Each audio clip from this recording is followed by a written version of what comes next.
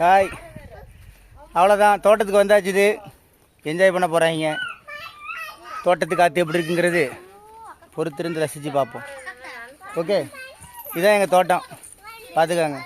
ஜில்லு ஜில்லு ஜில்லுன்னு இருக்கு காற்று. ஜில்லு ஜில்லு ஜில்லு ஜில்லுன்னு இருக்கு. என்ன ஜில்லு ஜில்லு ஜில்லு ஜில்லுன்னு சொல்லுதா? டேய், காற்று எப்படா இருக்கு? சொறி சொல்லுதாடா காற்று?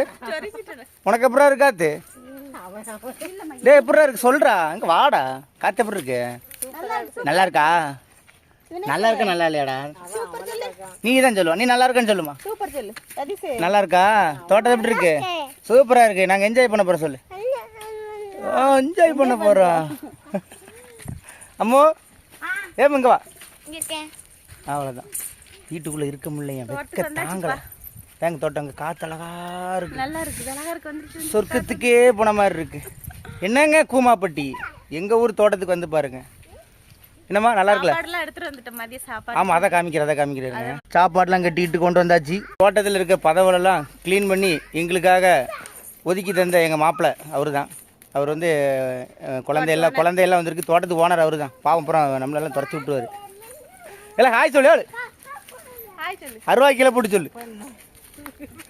சரி, ஓகே.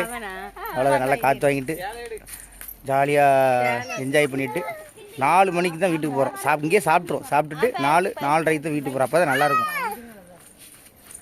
என்ஜாய் பண்ணுங்கள், நீங்களும் என்ஜாய் பண்ணுங்கள். பாய்.